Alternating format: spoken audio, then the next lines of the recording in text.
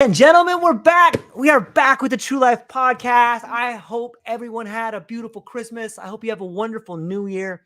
I hope you got something good in your stocking and you're surrounded by the people that love you. Because I have a show for you today that I think you're going to love.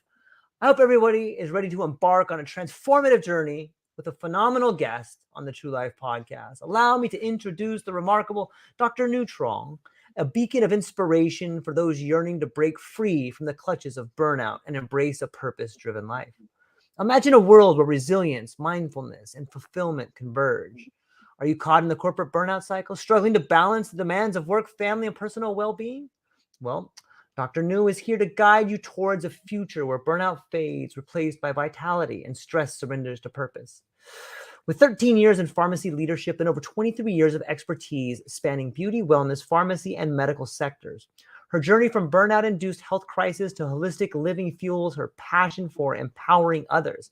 As the founder and CEO of KN Health Consulting, she navigates the realms of holistic practices, mindful integration, and impactful lifestyle changes, ensuring remarkable results. Doctor, thank you so much for being here today. How are you? What an intro, George. How are you? Hope you have a good holidays and thank you so much for having me on your podcast. It's truly an honor and I'm blessed to not only call you my dear friend and I'm so proud and such an inspiration to so many. Well, thank you for the kind words. And I've done well for Christmas. My family is happy and healthy, and that means my extended family as well. So I'm really blessed to get to be here and speak to cool people like you and hopefully say some words that are there to help inspire other people. So, maybe for my guests who may not know a little bit about your journey, you're an author, a wellness coach, a consultant, a doctor, you're so many things. How did you, maybe you could tell people a little bit about your backstory, about what gave you the courage and the tenacity to become who you are today? Wow. There's so many reasons, but I think one of the pivotal moments that I would say I need to be the voice for others would be when I see people burning out and literally in the healthcare realm. For someone in a healthcare to say in a wellness space to really take care of someone, it's a reflection of you have to take care of your people, meaning your employee and your staff and your colleague. And I think that as someone to wanting to attempt, not myself, but as a coworker that worked with me wanting to attempt suicide for the second time, that has been like a rude awakening for me because just not only seeing the day-to-day hustle and grind of someone showing up and a lot of things in the back end, meaning family issues and things, but as employer, not really getting to know and saying, I'm sorry, I don't know what's going on, but maybe we can have a conversations or is there something we can do? I think not acknowledging, right, that as a human being, something is not right, a red flag. But no, it's not even having any of that. It's just saying, I don't care. I want you to show up unless you're dead. Like literally, it's just that metaphor, meaning I want you to be here. And it's just that sad situation when you're thinking about even if it's a nephew or for her family, it's not something that you should. I think because I see myself, if you were in their shoe, what would you do? If you were a family oriented and you got nobody else to help out, you're the aunt who doesn't have kids, but you want to take care. So it's just a heartbreaking when I see, and it's not just one time, it's just, I Right. think it's multiple layers, right? You see a lot of things, George, and I think because when you're to that point, you're like, no, we have to make that change even in the bigger impact to amplify our voice to say that this isn't enough, right? Because healthcare, we're taking care of people. We cannot be a disservice, and that's not serving our people at all. That's a toxic, not only to your coworker, your worker. And then you come home, you're not going to be well. Look and Right. imagine all the things you bring home, right? So I think that Right. was like the moment I say, no, this is it. This is where I'm going to use all my skills, my experience, and all I think, and just as my perspective on we as a healthcare, even just human to human, like we're humankind, how we should treat one another. And because if we want to take care of ourselves, like well-being, like people pay a lot of money to not only beautify, right, on the surface, but also saying they're willing to put a lot of money to be well, right? When people in the status quo, but you cannot do that if you can't take care of the little things, right? Yeah. And that is like a pitiful, it's just, and in a Western world for us, it's like for people who don't even have anything, and then for coming in perspective of you wearing a mask, you're supposed to take care of patients. Now you're doing the hypocrite. You're just, doing it for money. That's all it is. Right. And I truly believe that you can thrive and you can be successful, but you have to take care of your people. At the end of the day, it does not matter, whatever religion, race, gender. But I think when you take care of one another, acknowledging, let's say if you're, and I have my UPS driver, right? When I was working in the field, no, literally, when I heard your story, George, my heart ate because I work in the field, right? And when every time I get a package, right, whether it's at home or when I'm at work, I thank all the people because it's like they work so hard. It does not matter. For me, it's not the duties. Like even if it's a trash man or trash Yeah. woman, I think them like if it was the president. It's not you shouldn't have a bow down because you're the president, and then you should neglect the one that is doing your recycling or your trash. To me, they all equal, right? Mm-hmm. Because everyone has a role in this planet, in this universe that we call home, right? Yeah. Whatever time that we live in. So how about thinking of outside of saying, what if it's your brother and sister? What if it's your mother? How about if it's your kid? What would you do? How would you handle it? And I think that free shifting the mind, of saying our perspective and saying this is how we should think about, right? And it's so much easy. I think it's so very simple, but many people it's like I don't know what to do. People ask like, "What's your success? What is your, how did you do this and that?" But it's the truth. When you lead with love and kindness and empathy and really have compassion to help others, the rest will flow. That is the law. It doesn't matter if you believe in the higher divine or not, right? And that's where I think because when you show up as who you are, you're gonna attract so amazing people like you who want to help you. And that's how I truly believe that because so many amazing people, the moment I say enough is enough, and then I say I'm gonna show up differently because Mm-hmm. before I wasn't the type I don't need to tell what I need, like what I'm doing, but now the stories is what's gonna make people remember. Stories people kind of think about, Yep. and that is like it hit them in the heart, right? Versus, it's not to say that you're an important figure to say that you were there for that person, but it's reality of a call for people who say they need to be awakened. Cannot be in the hustle and then come back and saying, now my health is so stressed out, I'm burnout. But sometimes you gotta pause, have a little reflection where we are now. How did we get here? How did I get here? Right? And I Yep. think it's sometimes looking in the mirror on our own self, not just looking point fingers, right? Why did you do that to me? No. A lot of time we have to own up to saying we are part of what happened now, right? Yeah. That is where how can we change? How can we move forward? That is the conversation that we need to have, not just the blame. There's no one to blame. We're all a part of it. Yeah. Yeah, we're all guilty on some level. And I love the way in which you talk about meeting people in your life and having the same respect for them that you would have for a family member. It's a lot of the times I've learned is that the things you see in other people, especially the things that irritate you, are just things you need to fix in yourself. You know, if you see someone, they're often reminding you of things you don't like about yourself. And if you can be aware of that, for me, that's enough to make me start laughing and be like, oh my, I am such a knucklehead, or apologize, or just take that pause that you were talking about and be like, okay, this person that I was annoyed at is actually doing me a huge favor by showing me something I need to work on.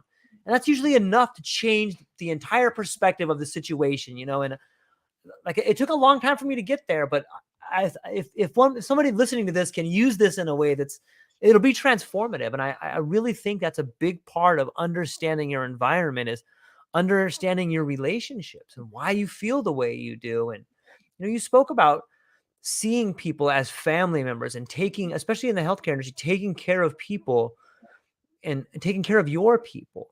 It sounds to me like maybe this was something that was instilled in you at an early age. Like, was maybe you could speak a little bit about how you took care of your family and how that led to the career path that you chose, and how about your outlook where you are today?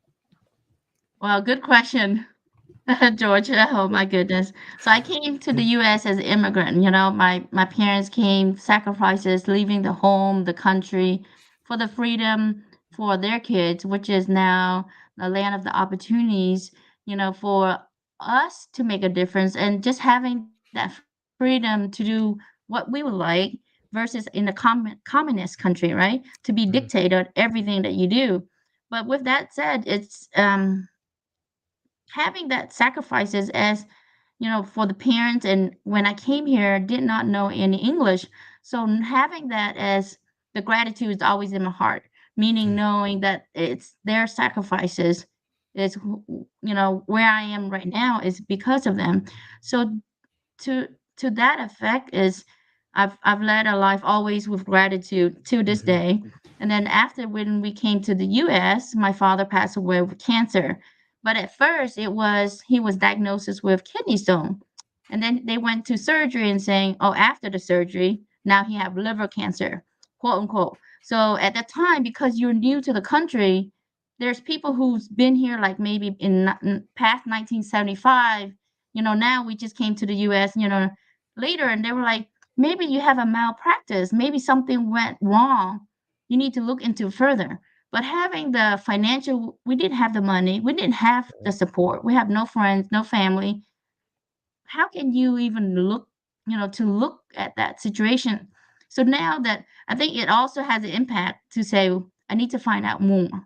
more than what's going on, meaning to help other people, my family, to not only educate on health and wellness in the medical field. And that was one of the seeds that continue dropping. And so Yeah. it's it's my passion to see that when I went to my career, I see people don't treat their patient as their family. And then after I gone to my career path, I've seen people are so frustrated and not happy. And for me, when I see all the news, but for me, I still feel like, why are they not so happy, right? Right. Because the gratitude is one. They didn't see the positive side, right? They didn't see that they're still serving the patient. So if giving whatever situation that you have, make the best of it, but then treat it with that love and nurturing, right? That you're in it to help to serve. It's not about, oh, they're giving me too much tasks, too much metrics and KPI and all this. So now you throwing I don't care, oh, the burnout, and just patient as a number. That become your treatment philosophy, your Mm, eye to your workflow is different, right? right. If I treat you just a number, then oh, I don't care if this person's gonna make it or not. Versus if you care for someone like your family, you want to take care of how it's being treated, how you want to word it, and how you want to take care during their illness. And that was one of the things that I've noticed that we have to kind of change. It's not just about treatment of, oh, okay, you got to go surgery. Here's a pill, right? Here's a Mhm. prescriptions. Go get it. If you don't get it fixed, come back to see me. If you don't get well, come back. And it's just really just making money. That is all it is. If you look at, and when you're in management, people make decision based on money. Yep. Again, what's the biggest bottom line is either what's the biggest return of investment to get profit margin. It's not about serving the patient on based on their core values and their purpose of serving. And that was where I had enough. I was like, cannot be. How can we be in this situation when people can't even afford medications, right? Yep. That's one. And how can providers, go in this putting themselves and saying that it's the reason for the system, but not doing anything about it. So if I feel like, okay, if you don't like it, you have to find a way to change it, get out of it. Because when you're in it, you are collective karma. You are saying condone to it. You Yep. are saying, I agree, go ahead and continue harming the patients, right? That is where I feel like, no, we have to step up and say, we can do this. We can do it much better. And there's lots of people that will say, no, this is not, it gotta stop. So Yep. we gotta find ways to make it work for our people. This is who we are. We're here to serve, to help people. And that's who, like for me, I always have that finding a ways to help people. It doesn't matter what industry, what career path, because before I went to pharmacy school, I was always in, in the beauty, meaning take care, like beautify, cosmetology, sales. I mean, it's just the business aspect. But really, at the end of the day, it's serving. The customer service, everything is the same. If you take care of your people, your people will come back to you.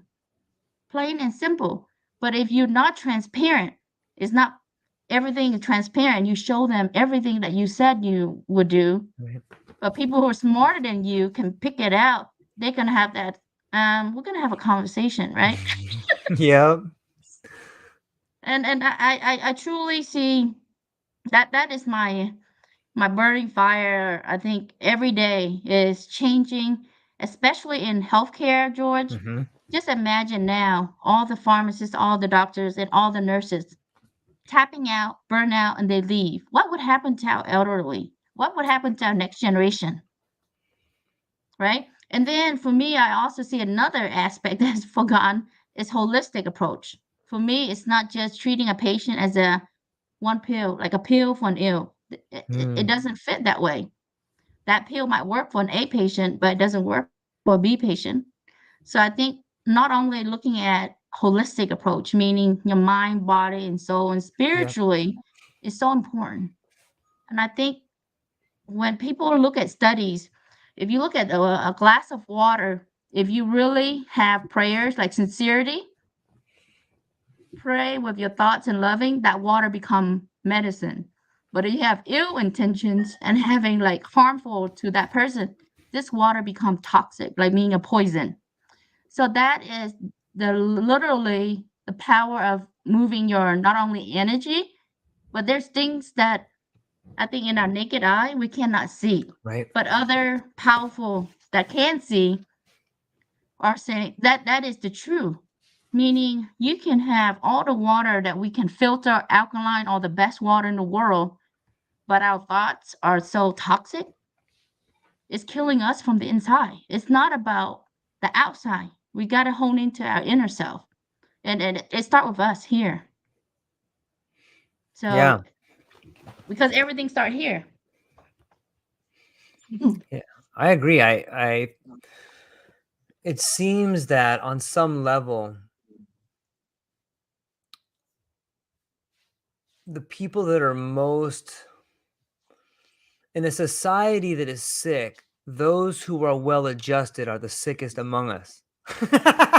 And I was one of those. Like, I think a lot of us go through these phases where we find ways to make ourselves fit into situations that we know are uncomfortable, that we know are wrong, but we're afraid.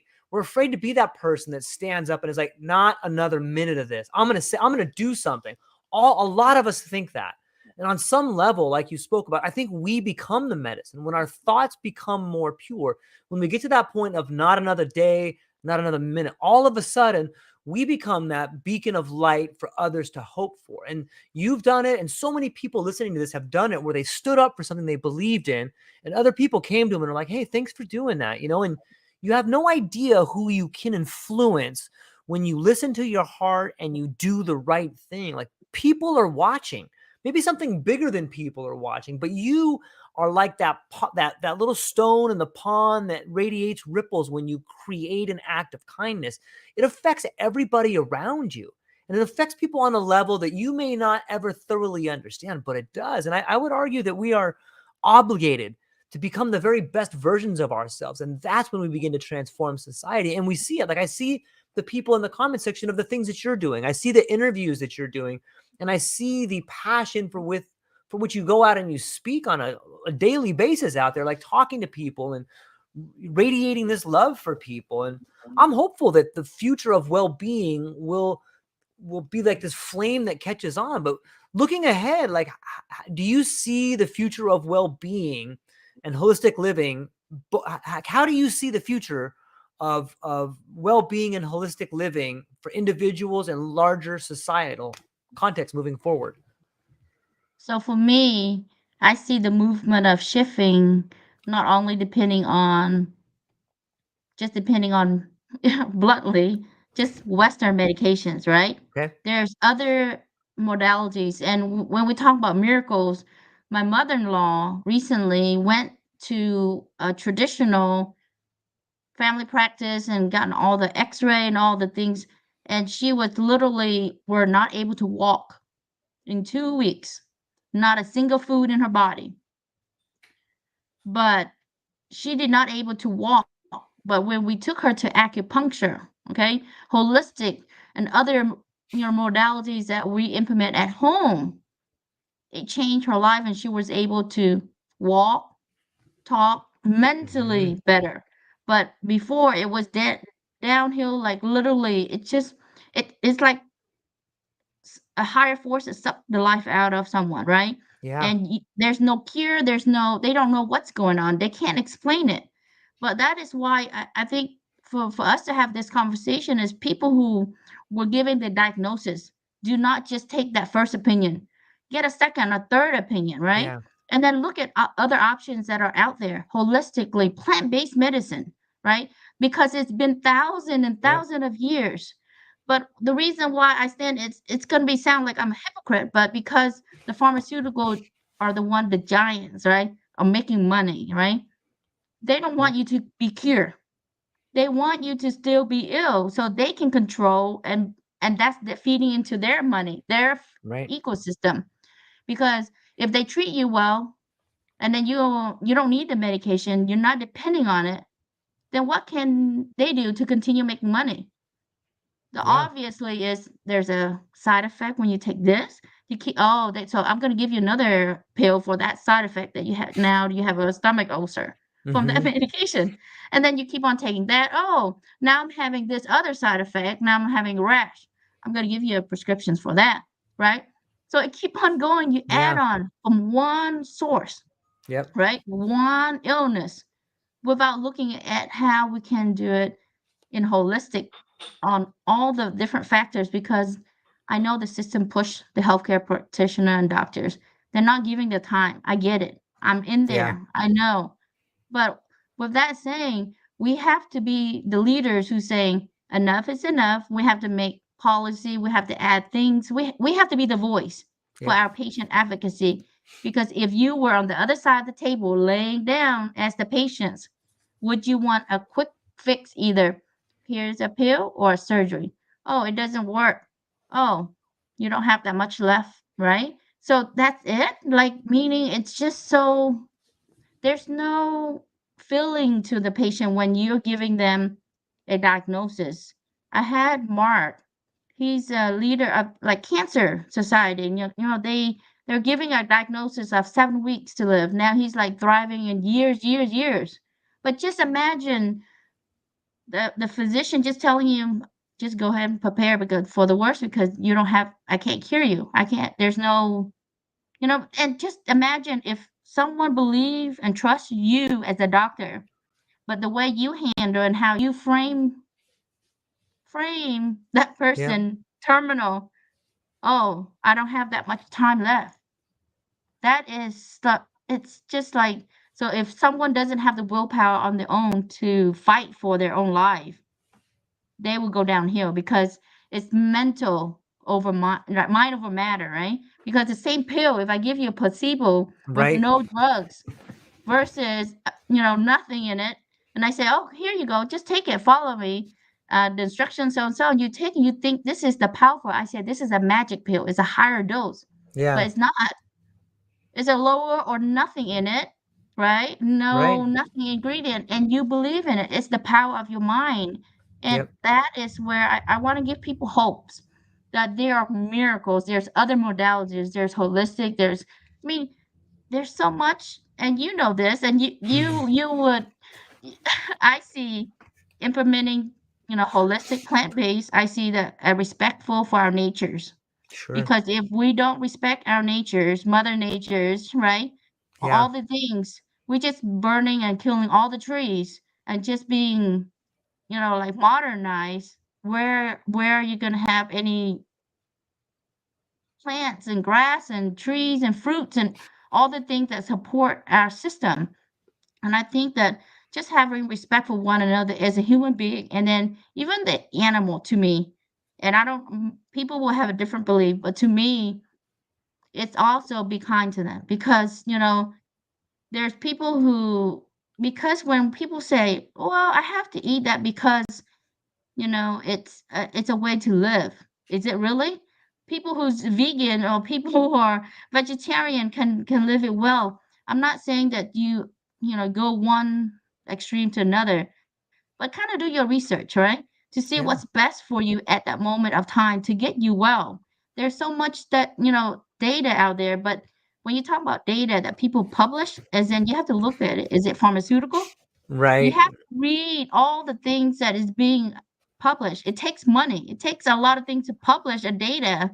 So we're talking about big players. It's not just people who are treating that are the small people making a difference. There's things that are being passed down thousand and thousand of years that works. Yep.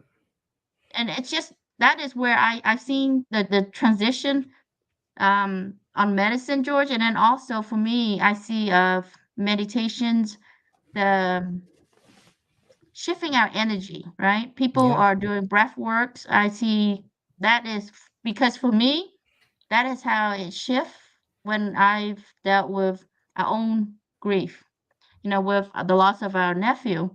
And because we're coming from a spirituality really strong, to have a big impact like that, you seek deep, deep, deep more into your spirituality when it's the most trying time.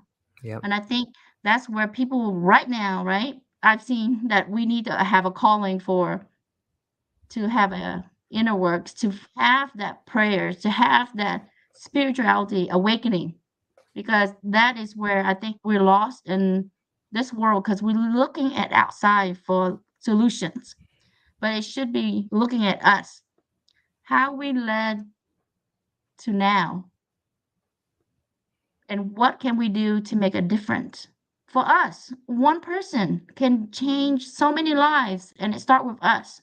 Until we change here, our hearts and our mind, we can't change anything, because that's where a lot of things start, because people always say, well, it's so hard, it's hard to change. But if I think it's shifting, is it hard to change, or is it because not willing to do the work, right? Yep. Being consistent to follow the process, and trust the process to find a better way for you. Because if you're stuck and if you're fed up with the system, then you have to find a ways. So if you want to live a life of your own design, like George right now in Hawaii, then you have to find ways to make it work for your own, not only as your belief, your values, but what you stand for. Because at the end of the day, you have to be able to be okay with it, to be able to sleep at night. And I think that is where I see, genetic testing. I see, epigenomic. I see genomic. I see DNA testing. But really, all that is fancy. But really, for me, honing in for a useful tools that can deal with every day, that whether it's people call it meditation, whether it's mindfulness for our thoughts Yep. that come in, and how we interact. It's the same phrase, but how we interact when someone offend us. Do we judge? Do we quickly, jump to conclusion and want to either say bad thing back? Or if someone are going through a hard time, do we judge and, well, not judge, but in a way give advice, saying, "Oh, Hmm. New or George, you should do this because of based on your own perspective." And I think that we have to kind of reframe and want to pause, put a breakdown, and just listen to them and maybe ask, get to know them first. And I think that is the core of everything, is getting to know one another on a deeper level before we make any treatment, right? And Yeah. then how that specific because we're all unique. The same method will work to someone, but it would not work to that is where the personalized uniqueness of how it is now, and it just more so than ever because I think we're so the technology bring us together, so more information and we can streamline, we can do a lot of things that is showcased, but it's been here thousands of years. I've went to conferences that are like people who are in the medical field now helping people going through the energetic work, right? On a meditations world. But that has been always been a thousand of years, right? Yeah. And it's amazing of what that will shift your mindset and everything that you want to have successful in business in your life. It start with you. And if you don't look inward and you just look outward and finding solution and all the tools and whistle and bells, at the end of the day, you're not going to be happy, right? You Yeah. have to look inward, and I think that's it's a big missing in our society, George. Yeah. I agree. I think that and I love that you can see the changes and that shift beginning to happen because I can see them too. And maybe it's because of where we are in our life, or maybe it's because we're experiencing it right now. But I do see more and more people. I think it's contagious in a way. Like when you start taking responsibility for your life and you start realizing, hey, I can be better. You know what? I can be a lot better. And I don't like the way I'm treating these people. And then you start realizing I don't like the way I'm treating myself. Because a lot of the times, the way we treat other people is the way we treat ourselves. If you ever notice, sometimes it's easier to notice this in somebody else first. And here's a little exercise everybody can do. When you find yourself in a confrontational situation, be it at work or home, or maybe you just witness one, the person that is having an emotional outburst is usually the way they're treating someone else is the way they treat themselves. So if you listen to the language they use, you're like, wow, listen to the language that person's using. They probably have that same language for their internal dialogue. And if you just think about that for a minute, it'll click and you'll be like, wait, the way I have an outburst is the same inner dialogue that I have. And that will give you the first perspective shift where you can start changing it, being like, you know what? Maybe I don't like talking to that person that way because I don't like the way I talk to myself. And you start to see this whole other language emerge, like the way you interact in nature, the way and it, like you said, as outside as so inside. Like if you look at our society, the way we practice the capitalism or the way we practice the society is kind of the way we treat ourselves. And so when you begin having that shift internally, you begin to shift the community. And one, like you said, one person can begin to make a difference because what happens when you start making a shift inside yourself, people notice and they're like, hey, what's Nhu doing? I really like her style all of a sudden. It's kind of nice to be around her. Have you noticed the way she talks? Like you attract people and it's contagious.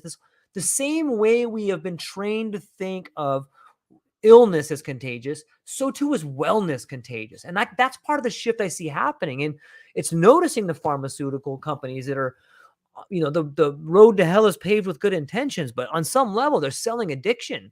Here's this pill. Get back on the treadmill. Oh, that one doesn't work. Try this one. And I don't know why they call them side effects. They're all just effects. This one clears your headache, but it also gives you a stomach ache. They're both effects. Not one is better than the other. They're equal. And it's fascinating to see society on that level. And I love the way you're explaining that in helping people move through those systems and talking about the community impact that it has. And I'm curious too about when you think about community impact. We've spoken a little bit about how an individual can change the community, and we've talked a little bit about how things are shifting. But what do you see in the immediate where you're at right now and the impact that this shift is having on the community? What do you see there? So on my personal life, or your Sure. time. Let's do both. So Let's do. Yeah. so let's do a little snippet. So Okay. when I did a deep dive, at first, when people always think it's success or whatever that we come across or now are able to have the calmness, Hmm. it doesn't work overnight. and it takes lots of practice. Yeah. And my nephew passed away 2020, so it's like 3 years now. And every time our holidays gathering, my birthday, Christmas is never the same. And when people, when we think of the survival guilt or people stay behind, they're more Mm. hurtful. Like, Yeah. people who survive a massive shooting, they're the survivor, or like in a car wreck. Just imagine the mental capacity that they have to handle to continue on living, right? Not much talking about Right. thriving, just the mental sanity of what's going on. Hmm. But the society, it's grief and loss and all the trauma. They expect, okay, I'm so sorry, but today's Monday, get back to work, right? I mean, the reality is they don't give you the grace. They don't give you, say, oh, we're going to give you a little grace on your rental or your mortgage, Right. right? No, there's none of that. And I think that the society, on the role on it, the impact, the mental health on someone that come through such a situation like that, it's so it feel suffocating in a way that no one understand what they gone through, Yeah. because no one would, because unless you gone through the same situations, it's so hard to know that even though they can say, well, they shouldn't have done this or the family did this. But just imagine for someone to pull their own trigger. What would Mm. it be like for them to take their own life, right? And then, or even for me, looking as um, a well, Hmm. I guess I can tell you this as a hostage survivor myself. Okay. You probably don't know this. No. So, from a hostage survivor myself, looking in a perspective of someone pointing that at you, not at you, meaning they didn't come at from a standpoint of they're coming to get you, but now you are a hostage, right? You're in that situation and you're coming out of it. But in the middle of it, in the meat of it, you have to think of how and what led them to be there. If you have compassion, to have Hmm. empathy and feel hurt for them, then you put yourself in a different role. Then you are just only a victim. That is where I think for me to make it out alive to this day to tell the story is because I empathize. I see their pain. I see that Right. they were hurt, right? So I'm trying to yes, I know that you're hurting. I don't know all the what led you to what to pull a trigger to do all the bombs. I mean, just as a for someone so smart but led to the path of no return. Just imagine you don't have a life anymore. But then how can you get them out so they know that to release you, but also look at the family that you're leaving behind. Psychology is Hmm. right because Yeah. I mean the one holding the gun is also a person, a human. It could be your brother and sister. And so I Yep. think that moment of shifting our mind, just the thought that you're hurting because they're hurting because they have to go so extreme to to be in that position. And I think that is where our society doesn't have that. They're Right. only just thinking about me, meaning I'm the victim here, right? You cause harm, you cuss at me, you my mental health, all the trauma, but you don't see what we done as a society Right. contributing, whether we stay quiet when someone is abusing another person, that's still not okay, right? Right. And I think that is the call out to say we have a bigger role that we need to step up and say we cannot be this way anymore. And I think that coming from love, of course, because I love people and it shows because I'm willing to make sacrifices for others people well-being. So at the moment, for me to release and saying, just take me versus take everybody in the shop, just release everybody. So, for me, going back now having two kids, I would do the same because you would not want someone that have a family and kids. Just imagine what would happen if they were stuck behind. So having that there's a bigger purpose of being in that situation. I think I have that mental capacity to be able to handle it. I mean, don't get me wrong. I was traumatized, right? I Right. wasn't that, but I have things that help me, right? Help me in the moment and also in the way to get out of it and to heal. But Hmm. I think as us as knowing and loving for one another, to forgive someone, right? To be Right. the bigger person, to say, I'm sorry, that's gone, whatever happens. But you have to be the bigger person to sorry for them, even though they're hurting you.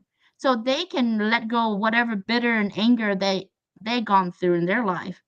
And I think it's just sometimes it's so sad for me to see people always pointing like, no, they did this to me, or whatever it is, it's all about me. When you hear about Hmm. the story and people want to talk about gossip and oh he, she, this, and they go in circle and so many different, you know. But I think when you stay true to who you are and you still love one another and you show kindness and love as your true self, Yeah. there's nothing that I wasn't willing to show. I'm raw. I'm transparent as I am. And I Right. think because when you show up like that, people will see your true nature. But when you don't, you have that wall, that mask put on, people can't gravitate to you because they know that you're not really real, right? You're not genuinely Yeah. care for someone else out there. And I think that is Right. so the impact that people live in nowadays, ego, greed, self-centered, it's everything about me, right? And when you talk about it's all of that, my family, my sister, my brother. But if you're saying we're all in this together, we are one Yeah. human being, one human being. Being Yeah. is we have to be in the present for one another. And that's the biggest gift for us to be kind, to share love, compassions. Without it, we're not much less than an animal, isn't it? I mean, much some of the animals are more loyal, right? When you Yeah. really talk about it, because people always think defensive. But when we look at it on the characteristics, we are smarter, but doesn't mean smarter if we're going to cheat the system, right? And hurt one another. Is That's not how we should use our smartness and our Yeah. intelligence. We should be creative and help one another. And I think until we lower, that's where war and everything start. I feel like politics and everything, it start because of our greed and ego, right? Of wanting Yeah. control. I want to Yep. control this. This is mine. You're not taking it. So everything is like a bump head. But if we really love one another and show love and kindness and grace and forgiveness, it's the solution of what a lot of things are going on right now. And mental health is like it's huge, right? And you know, Yeah. it's like, you know, when we talk about mental health, there's so much. I mean, we can talk about for days, right? And and the things that like the medication that people are being given that will have so much side effect versus plant based, you know, that you can utilize. So it's just I just think that as us individually, we need to empower people to take back the control. They have it within themselves or find Yeah. people that rally and support them so they can nurture and be the beacon for their own lives and for their own family. Because all the things and people that are out there, you know, we want to give them the hope that knowing that there's someone out there care for them than just all the money, money, money, and everything is just about, you know, it's that's the sad world that we live in. But now with you, George, you're the positive, right? You create all the things you blast off.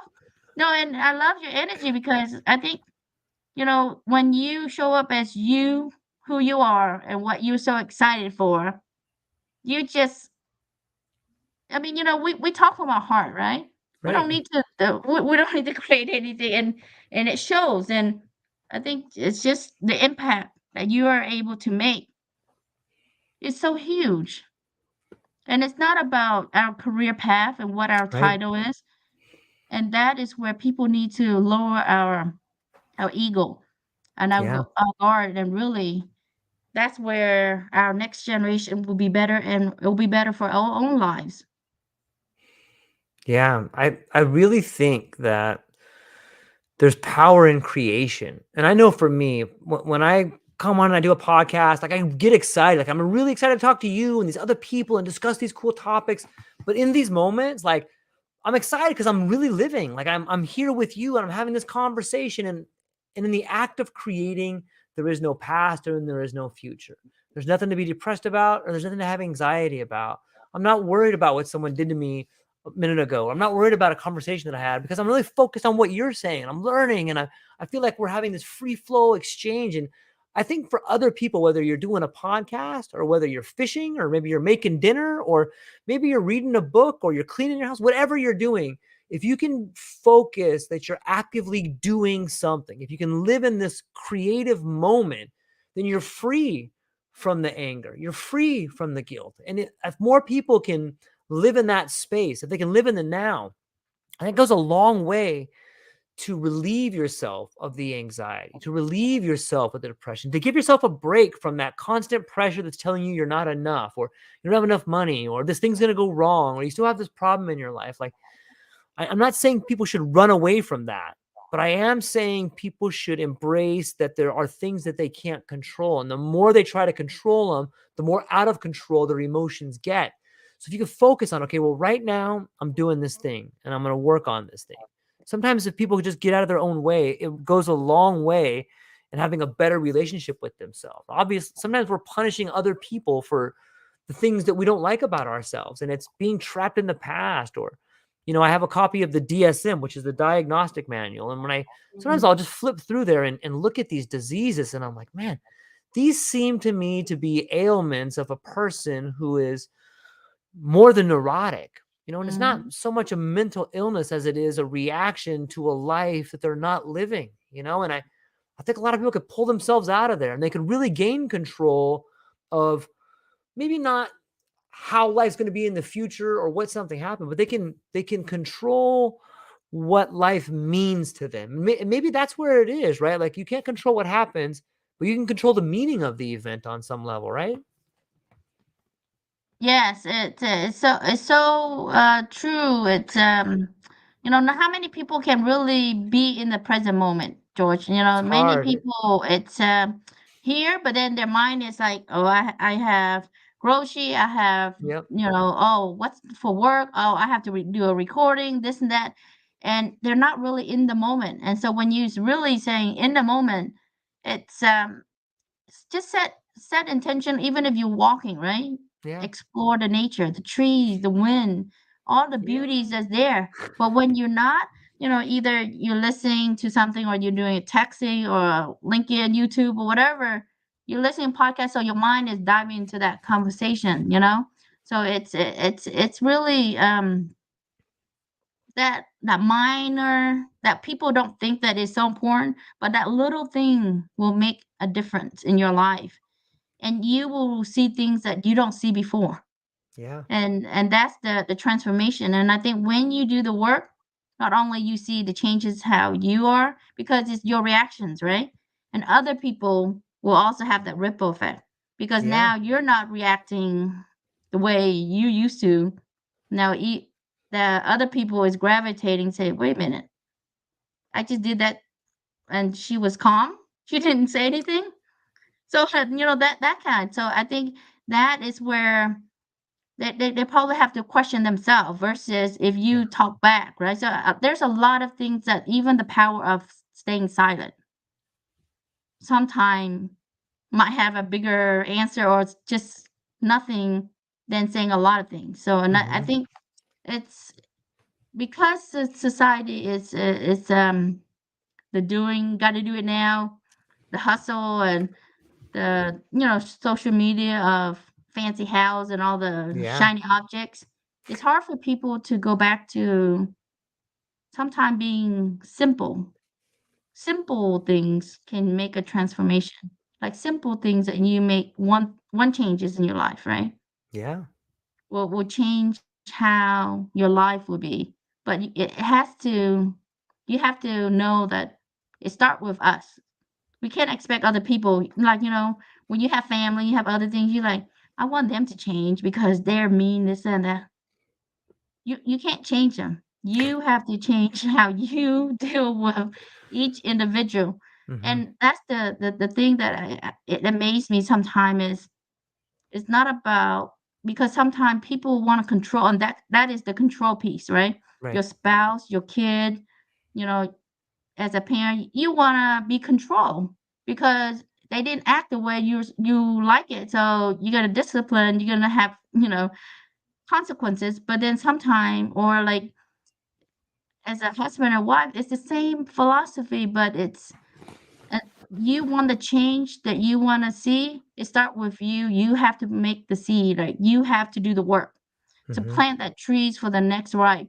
But it's like an art of living, Yep. literally to be mindful of all the things that you're putting out in the universe, in your own universe, and it starts with our thoughts, and Yeah. it's so phenomenon that people who don't know, but I feel like when they realize that you have it all, if you silence and not do too much sometimes, just have 5 minutes every day, right? People say, I don't have much time. Can you really answer yourself saying 5 minutes a day? Okay.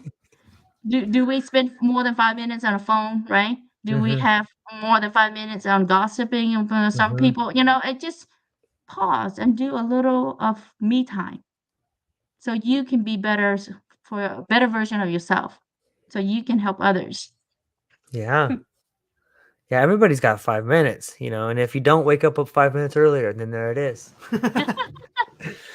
Sometimes I wonder, it seems to me, and I know from my life, some of the most traumatic experiences that I've have been really deep reflective moments. Maybe at the moment, there's some pain and some struggle and some things to go through, but looking back on some of the most transformative parts of my life where someone I loved dearly had passed away, or there was an accident, or sometimes these things that happen.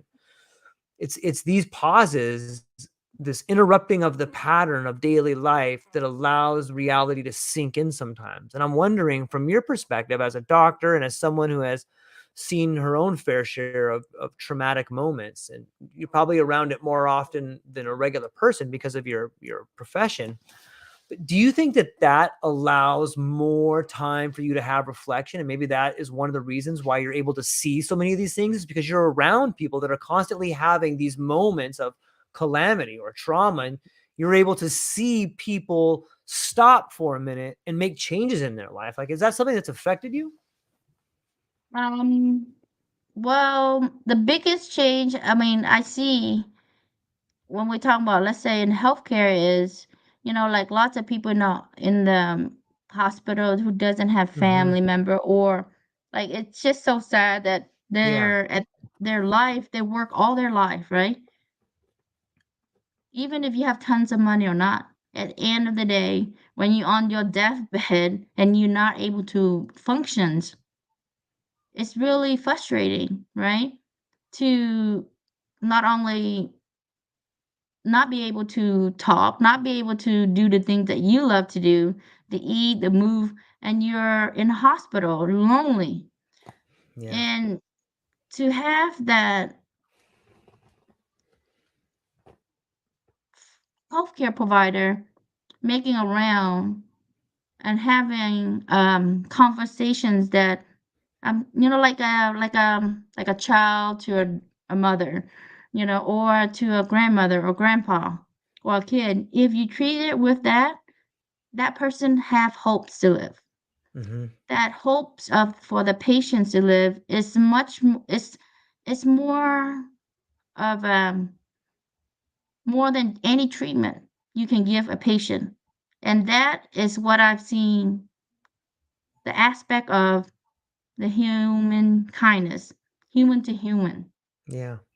and that empathy, that compassion, and that love extend to that patient goes beyond the measurement of a treatment protocol. And I think when you embody Yes, you can have, there's a time and place for treatment modalities and pills and all that when they're in a terminal ill and anything, but you have to treat them as a human being like they're your own family, your brothers and sister and grandmother. When you do so, that love that you relay through your Hmm. words and your actions, it will radiate. That alone will have a ripple effect on that patient and the team members, and it keep Yeah. on having that ripple effect. And I think the same way for me on my lowest point would be, you know, I've seen so many things, and then when my, nephew passed away, have a rude awakening of this is our society of not being aware of all the things that can affect someone. Meaning, it could be a words, it could be because during the pandemic, everything shut down, right? People don't have that interactions. And I Yeah. think when you have less of interaction, you have to be more sensitive to how people are. And I think it taught us one thing is when people are in their lowest moment, we don't know what it looks like. They could Right. be looking like everything's fine, but Yep. inside, they are in the darkest moment. How are we able to get them out, to give them that hope and love and kindness that they are yearning for, and they feel like no one understand them, no one really care about them, to have a hope to continue living, right? And I think that is where we as a society play a role in all of it. We need to be the change we want to see anything changes, it start with us. A lot of people say, I want this, I want that, the system, but we have to ask ourselves a reflections of what are we doing to be a Yep. part of it, right? Are we just being a silo and continue making the paycheck and ride the system and go with the flow and treating patient as just a number? Or are we really caring for that patient as if it was our family? It's our duties, it's our responsibilities. When you take the oath and you're here to serve, right, for one another, and not many patients have a patient advocacy in their pocket or around to take care of them. And that's the sad part. And I think having that, knowing that everyone is different, you have to have a heart to know that so many different people are lacking just the basic of what we have, and we're not even seeing that. So to be able to change any perspective is having the gratitude of Yep. what we have now will change our shift for things that how we deal with one another, how we want to react. Before we react, how about we think of things that we be proactive and doing then reactive. And I think in our healthcare Yep. right now, and even in just in general, is reacting, right? We need to get ahead of being proactive, not just reacting to it's already done.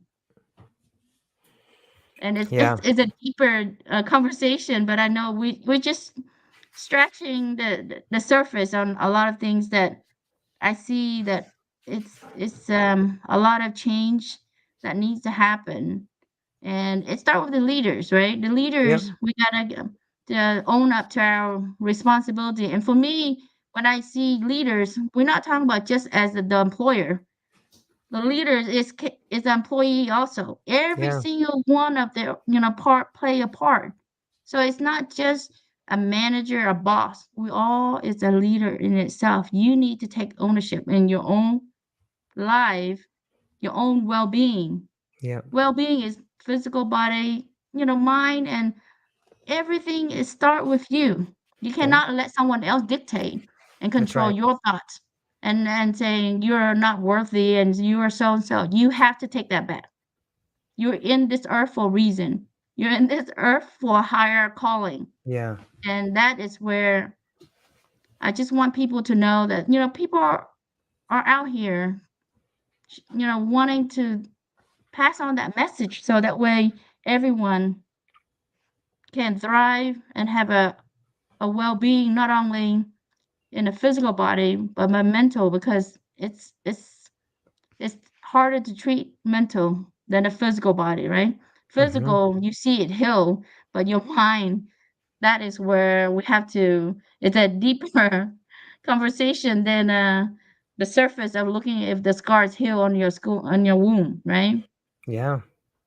Yeah, you can see the wounds on the outside, but you can't see them on the inside. And I think you made a Yeah. brilliant point when who knows what who knows the face of depression. The face of depression can wear a smile all day long, but Yep. just be so burned out inside that it tears them apart. And a lot of people are, I mean, it's sad to think about the people that I've known that have taken their own life or attempted to take in their own life, and you didn't even know. It's like, what? No way. Like and it, I hope that everybody today can find a little bit more compassion when dealing with themselves and other people, because I think that's the antidote. Is you don't know what that person's going through.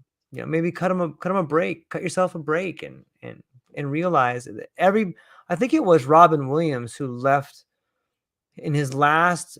He made a video before he committed suicide, and it was something along the lines of give people a break. Everyone is going through a tragedy that you have no understanding of. And if you can just think about that when you see someone who's upset, or just think about that when you see another human being, like everyone's got their own tragedies and maybe they're going through theirs right now. I think the world could always be better with a little bit more compassion and understanding. So, Dr. Nhu, this is amazing. I love talking to you, and we got to have more of these conversations because I think, like you said, we just kind of scratched the surface of them. So, but before I let you go, where can people find you? What do you have coming up, and what are you excited about? They can find me on LinkedIn, at Dr. Nhu Truong, and or at knhealthconsultants.com. And then it's a lot of things are coming. And I think 2024, it's going to be an amazing year. We have a lot of collaborations coming, and I think just it's something that I think when you see a purpose or a need, I guess, Mm, for people to hone into a simple things, that's where the innovative and creating solutions become. It's where it's not about making money, it's about serving, and where you see the gaps, close the yeah, gaps and help people. And that alone, and I want every single one that are listening through your podcast know that they can do anything, right? They yeah, can do anything they wish and they want to. Just take baby steps. But don't let anyone say that they cannot, or, otherwise you are not only powerful as yourself, if you don't know it, surround yourself with powerful people.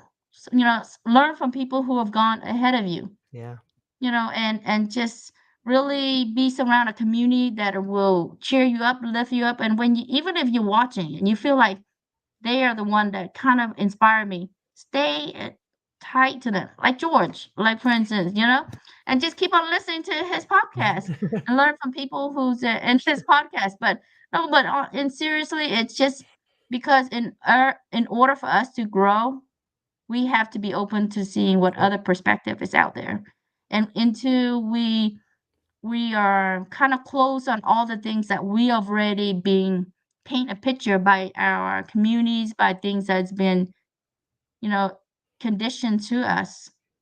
Let's try to have a blank page and see what the new things that you want to write on the new page.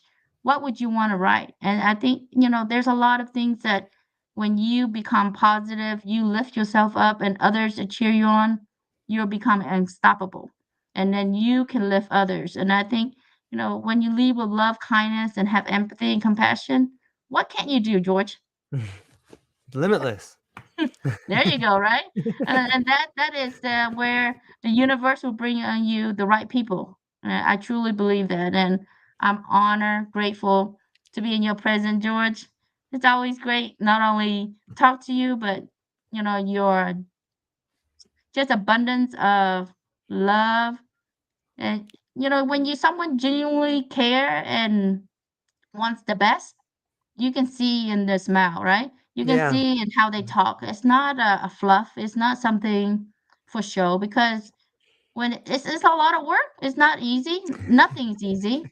If you're thinking George doing podcasts is easy, nothing's easy.